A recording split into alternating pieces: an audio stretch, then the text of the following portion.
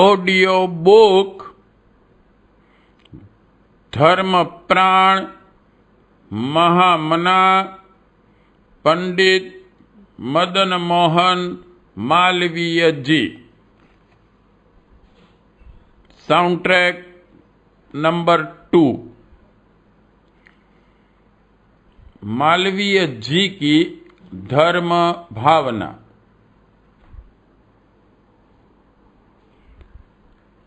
हिंदू विश्वविद्यालय के एक बड़े समारोह में लीडर संपादक श्री CY चिंतामणि ने भाषण देते हुए पहला वाक्य यह कहा था, यदि मोहनदास करमचंद गांधी को महात्मा मोहनदास करमचंद गांधी कहा जा सकता है, तो हम पंडित मदन मोहन मालवीय को सच्चाई के साथ धर्मात्मा पंडित मदन मोहन मालवीय कह सकते हैं।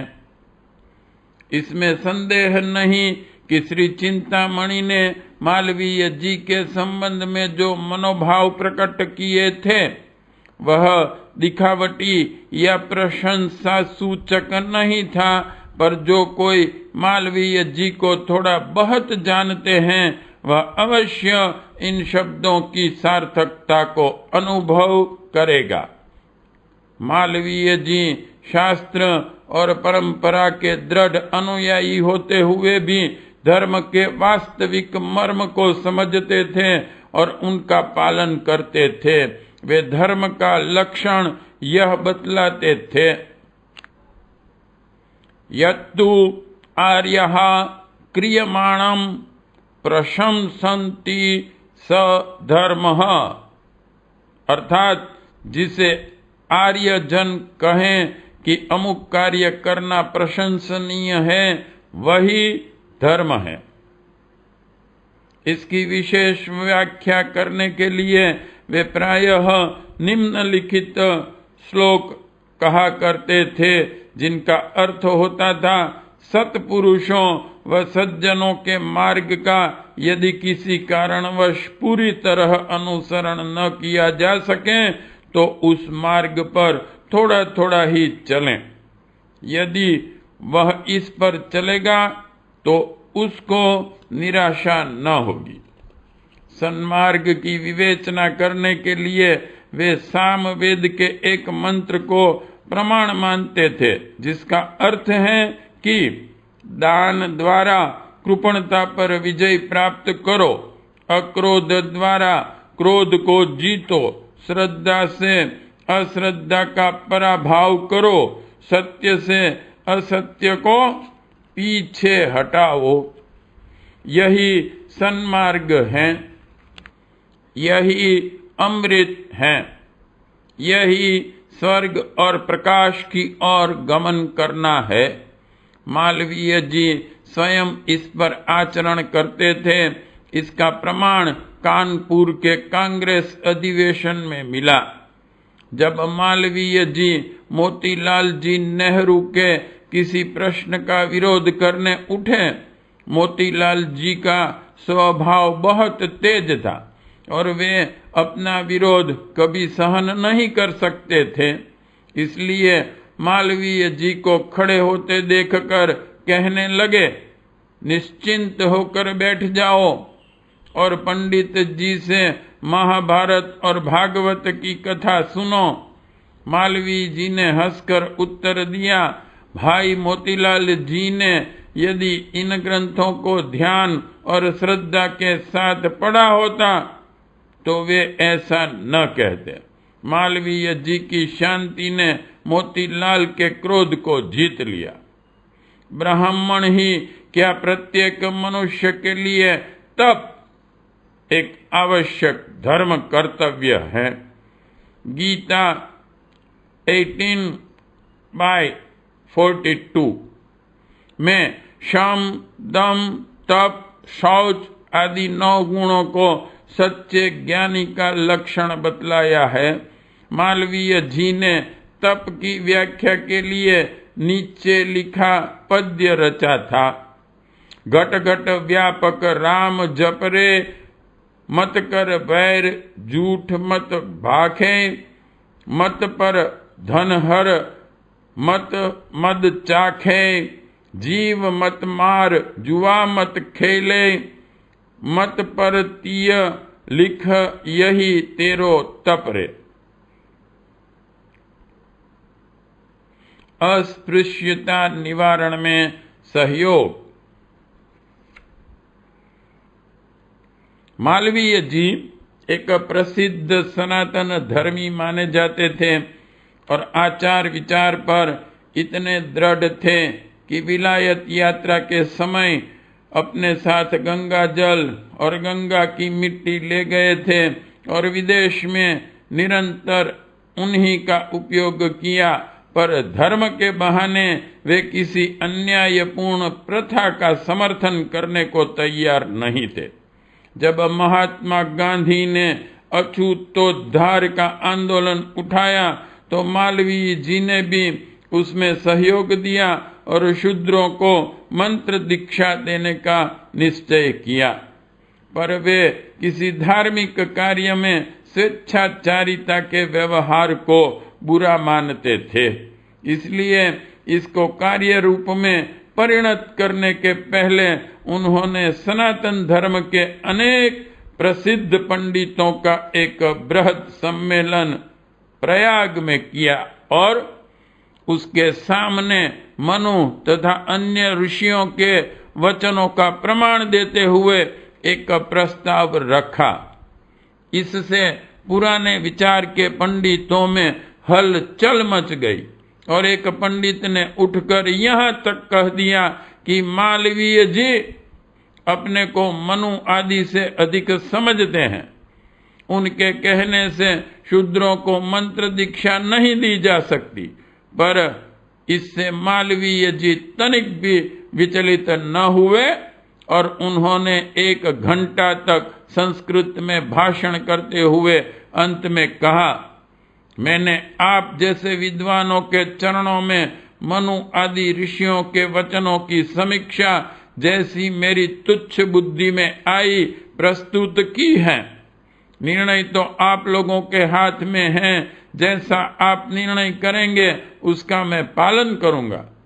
उनकी मधुर तथा विनम्र वाणी तथा युक्ति युक्त समीक्षा का इतना प्रभाव पड़ा कि सब पंडितों ने एक मत से प्रस्ताव का अनुमोदन कर दिया और प्रस्ताव सर्वसम्मति से पास हो गया।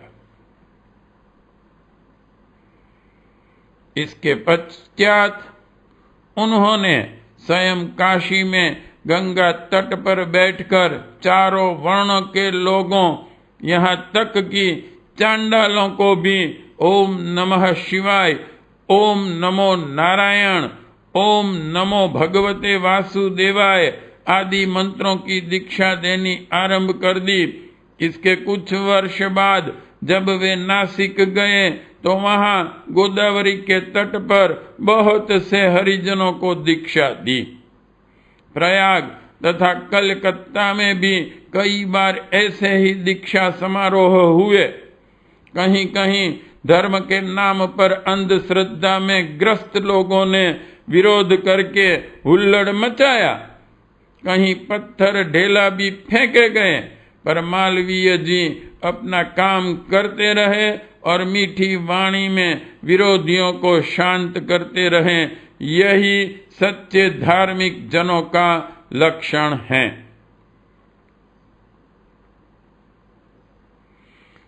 महानता तथा सर्वप्रियता।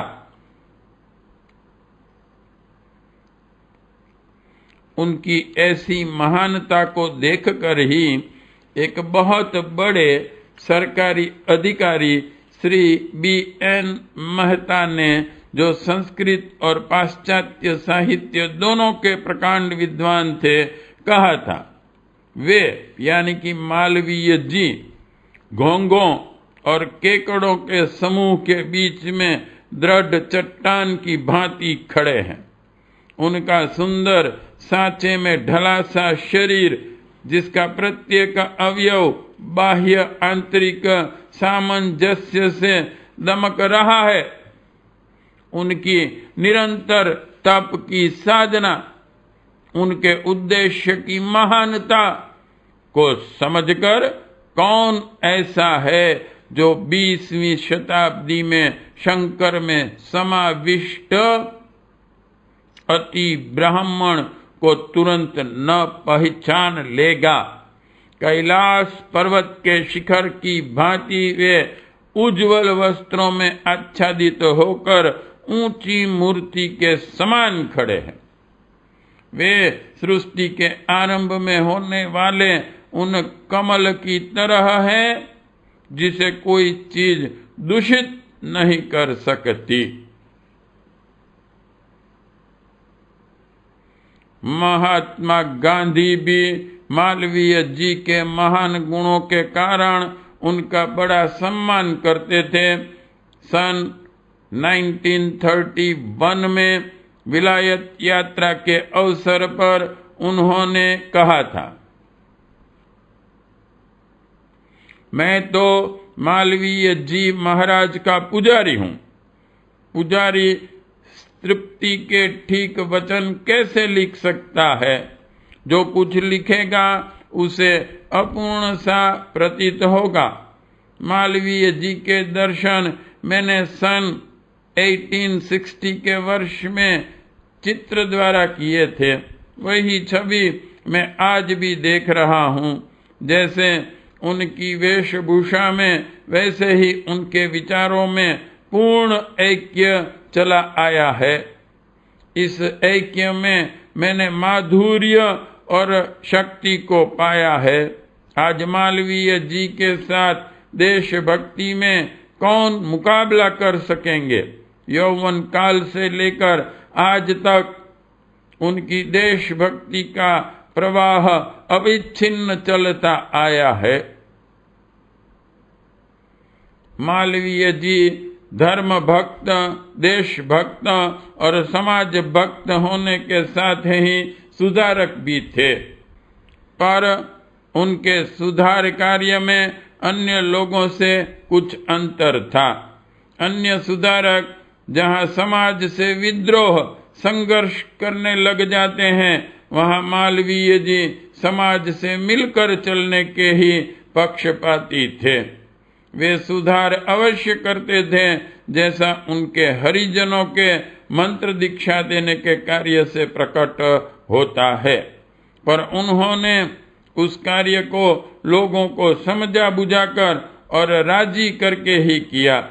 उनका मत था कि समाज से विद्रोह करके अथवा उससे पृथक होकर अपने नए रास्ते पर चलने से कोई ठोस कार्य नहीं कर सकते। उस अवस्था में समाज हमारी बात की तरफ ध्यान ही न देगा, वरन उल्टा उसका विरोध करेगा, जिससे सुधार का उद्देश्य कुछ भी पूरा न हो सकेगा। यही बात उन्होंने अपने भतीजे श्री कृष्णकांत मालवीय को लिखी थी, जब उन्होंने विधवाओं की समस्या पर एक लेख अभ्युदय में लिखा। उसकी कई बातें मालवीय जी को अपने सिद्धांतों की विपरीत जान पड़ी और उन्होंने कृष्णकांत जी को एक पत्र द्वारा उनकी भर्त्सना करते हुए लिखा, तुम समाज का हित करना चाहते हो, समाज की सेवा करना चाहते हो, किंतु समाज कभी तुम्हारी सेवा स्वीकार न करेगा, तुमको सेवा का अवसर ही न देगा। यदि तुम मर्म की बातों में समाज की मर्यादा का पालन न करोगे और समाज को मर्म वेदी वचन प्रकट रूप में कहकर दुखित और लज्जित करोगे। सत्कार्य का उत्साह प्रशंसनीय है, किंतु तभी जबकि वह मात्रा और मर्यादा में भीतर रहे।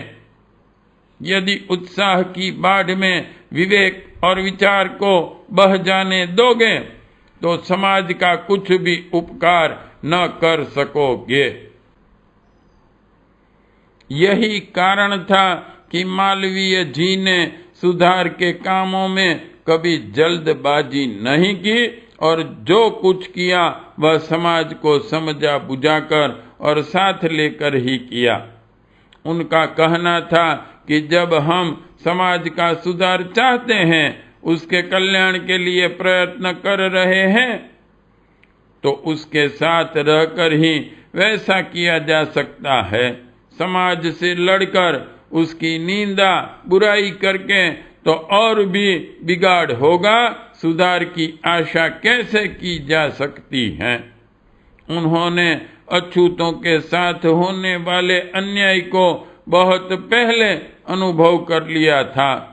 उन्होंने सन 1908 में ही लिखा था, वर्तमान समय में ब्राह्मण, क्षत्रिय, वैश्य सभी अपने कर्मों और धर्म से गिर गए हैं और सभी किसी न किसी प्रकार से दास बने हुए हैं।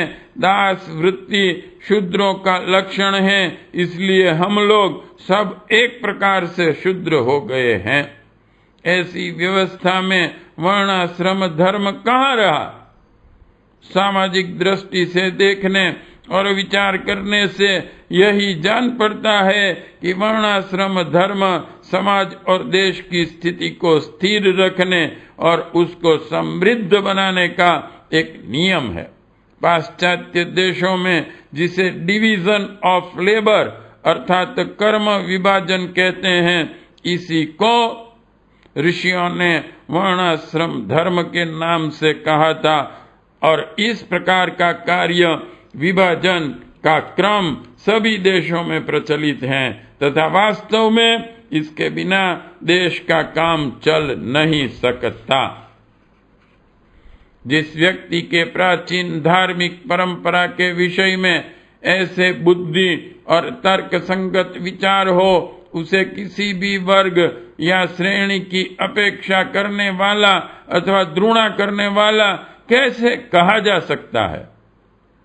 यह हो सकता है कि अनेक गर्म विचारों के अथवा उतावले स्वभाव के व्यक्ति उनकी कार्य प्रणाली को पसंद न करें अथवा उसे प्रभावशाली न माने, पर स्थायी और ठोस कार्य के इच्छुक उसके महत्व को अवश्य स्वीकार करेंगे।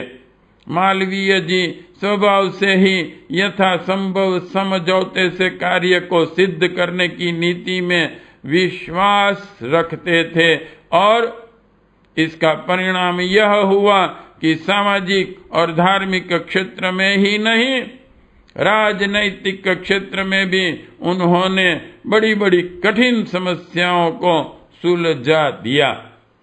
मतभेद रहने पर भी प्रत्येक दल और सिद्धांत के छोटे बड़े नेता उनका सम्मान करते थे, उनसे प्रेम करते थे। यद्यपि लाला लजपत राय और मालवीय जी के राजनैतिक विचारों में पर्याप्त अंतर और मतभेद था, पर उन्होंने मुक्त कंठ से कहा था, Of all the Indian leaders, I love Malviya ji the most, though I respect Gandhi ji the best. समस्त भारतीय नेताओं में मैं मालवीय जी को सबसे अधिक प्रेम करता हूँ, यद्यपि सबसे अधिक सम्मान मेरी दृष्टि में गांधी जी का है। इस बंटवारे को लाला जी ने सम्मान का समुचित विभाजन माना था। मालवीय जी भिक्षुक के रूप में मालवीय जी को अनेक विद्वानों ने भिक्षुक सम्राट की पदवी दी थी। निसंदेह अधिकांश लोगों को एक छोटी सी संस्था या सार्वजनिक समारोह के लिए 1500 रुपया चंदा इकट्ठा करने में ही पहाड़ को उठाने जैसा भार प्रतीत होता है। यद्यपि वे जानते हैं कि यह कार्य हम लोक कल्याण के लिए कर रहे हैं और हमारा इसमें किसी प्रकार का स्वार्थ नहीं है, तो भी किसी के सामने हाथ पसारना उन्हें संकोचजनक ही जान पड़ता है। यह मालवीय जी का ही साहस था जो उन्होंने अकेले ही हिंदू विश्वविद्यालय जैसी विशाल संस्था को खोलने का संकल्प कर लिया और उसके लिए कई करोड़ रुपया इकट्ठा कर दिखाया। उनकी इस विशेषता का जिक्र करते हुए सेंट जॉन्स कॉलेज आगरा के रसायन विभाग के प्राध्यापक ने प्रिंस ऑफ बेगर्स, भिक्षुओं के राजा शीर्षक लेख लिखा था, जिसमें उन्होंने कहा था, बहुत लोगों ने इस बात पर ध्यान नहीं दिया है कि पिछले 20 वर्ष में भारत ने संसार को 2 सर्वोच्च भिक्षुक दिए हैं, जिनके सामने अन्य सब बौने ही जान पड़ते हैं। जैसे हिमालय के सामने अन्य सब पर्वत नगण्य जान पड़ते हैं। निसंदेह उन 2 में से एक तो महात्मा गांधी है। हमारे ध्यान में उनके सिवा केवल एक ही व्यक्ति और है जिसे उनकी बगल में बिठाया जा सकता है, और वे हैं पंडित मालवीय जी। प्रत्येक कला के आचार्य की भांति उनका अपना एक अलग ढंग और एक निराली पद्धति थी। वे छोटे आदमियों को परेशान नहीं करते थे, वरन यह ध्यान रखते थे कि राजा, महाराजा, जगत सेठ और करोड़पति उनकी तरफ आकर्षित हों। यह निश्चित है कि उनका ढंग और कार्य प्रणाली अर्धनग्न फकीर यानी कि महात्मा गांधी से भिन्न होगी। उत्तर प्रदेश के भिक्षुक के लिए यह स्वाभाविक था कि वह भिक्षा मांगने में अधिक शिष्ट और अधिक परिमार्जित ही नहीं, अधिक शानदार भी हों। उनका यह ढंग उनके नितांत निर्मल श्वेत वस्त्र, भव्य शरीर और मीठी मनोहारिणी वाणी से बड़ी खूबी के साथ संतुलित जान पड़ता था। इसमें कोई संदेह नहीं कि मालवीय जी के चंदा मांगने पर यह प्राचीन दोहा पूरी तरह लागू होता था। मर जाऊं मांगू नहीं अपने हित के काज, पर कारज हित मांगी वो मोहि न आवे लाज।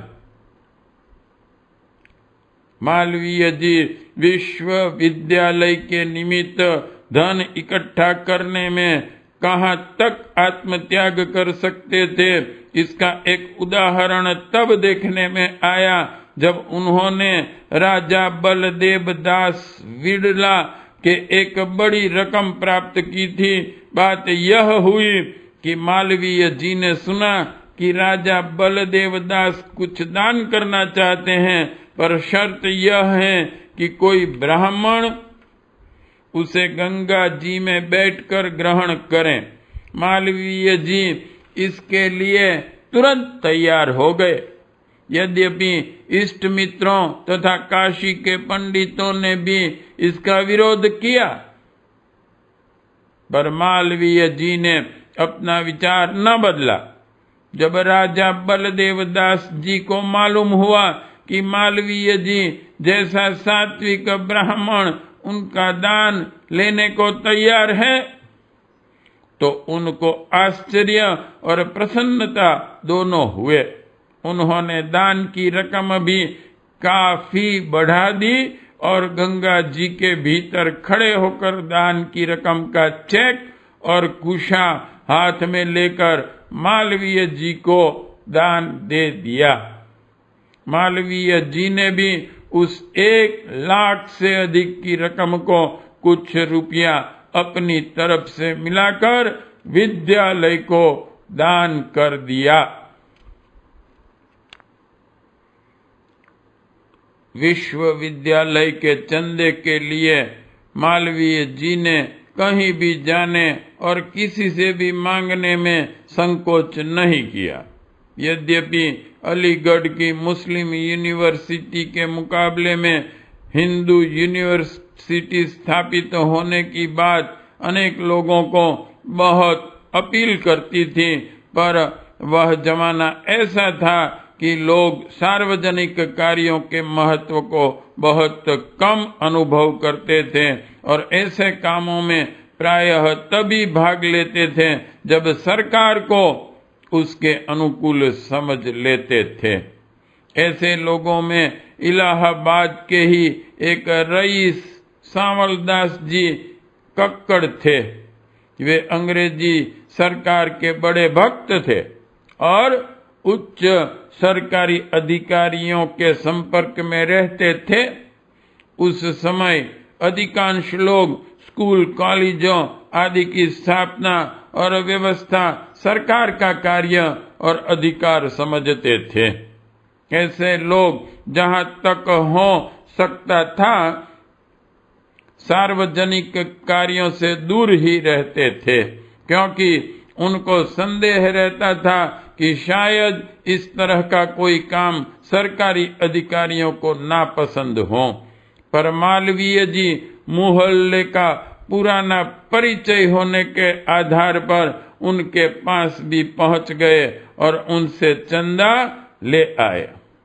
इस घटना का जिक्र करते हुए एक बार सांवलदास जी ने बतलाया था, एक दिन जब मैं दफ्तर के काम से जा रहा था, मालवीय जी मेरे पास चंदा के लिए आए और मैं उनकी मनमोहिनी वाणी से इतना बेबस हो गया कि बिना तनिक भी सोचे समझे उन्हें तुरंत चेक दे दिया। बाद में मैं अक्सर सोचता था कि मुझे उस पर विचार करने के लिए कुछ समय लेना चाहिए था और इतनी जल्दबाजी नहीं करनी चाहिए थी, परंतु पंडित जी के मांगने में कुछ ऐसी जादू की शक्ति थी जो रोकी नहीं जा सकती थी। उनके विषय में किसी उर्दू शायर का यह कथन बिल्कुल सच था, असर लुभाने का प्यारे तेरे बयान में है, किसी की आंख में जादू तेरी जबान में है। मालवीय जी का यह जादू वास्तव में उनकी निस्वार्थ भावना ही थी। जो व्यक्ति अपनी अच्छी आमदनी और आराम के धंधे को छोड़कर सार्वजनिक कार्यों के लिए जगह जगह दौड़ता फिरे और तरह तरह की असुविधाएं सहन करे, उस पर कोई जल्दी स्वार्थपरता या चालाकी का संदेह नहीं कर सकता था। जब लोग यह देखते थे कि मालवीय जी में इतनी योग्यता है कि वकालत द्वारा 10-5 हजार रुपया माहवारी पैदा करके ठाठ के साथ जीवन यापन कर सकते हैं अथवा सरकार में कोई बड़ी पदवी पाकर यश और नामवरी का आनंद भी उठा सकते हैं, पर फिर भी वे उस सब का त्याग कर तरह तरह के झंझटों और कठिनाइयों से भरे मार्ग को अपना रहे हैं, तो निश्चित ही उन पर बड़ा प्रभाव पड़ता था। उनकी वाणी में जो ईश्वर प्रदत्त मधुरता और मोहित कर लेने वाली शक्ति थी, वह इस प्रभाव से मिलकर श्रोता पर एक अलौकिक प्रभाव डालती थी, जिससे सामान्य व्यक्ति ही नहीं, बड़े बड़े विद्वान और मनीषी उनके अनुयायी बन जाते थे। उनकी इस विशेषता को लक्ष्य करके ही राष्ट्रपति श्री मैथिली शरण ने गाया था, भारत को अभिमान तुम्हारा, तुम भारत के अभिमानी, पूज्य पुरोहित थे हम सबके, रहे सदैव समाधानी। तुम्हें कुशल नायक कहते हैं, किंतु कौन तुम सा दानी, अक्षय शिक्षा सत्र तुम्हारा, हे ब्राह्मण ब्रह्म ज्ञानी। स्वयं मदन मोहन की तुम में तन्मयता है समा गई, कल्याणी वाणी जन जन के हित में धूनी रमा गई। मालवीय जी की तुलना प्राचीन समय के उन ऋषि मुनियों से की जा सकती है कि जो राजा महाराजा और श्रीमंतों से सुवर्ण सहित हजारों गायों का दान लेकर उनके द्वारा गुरुकुलों का संचालन करते थे।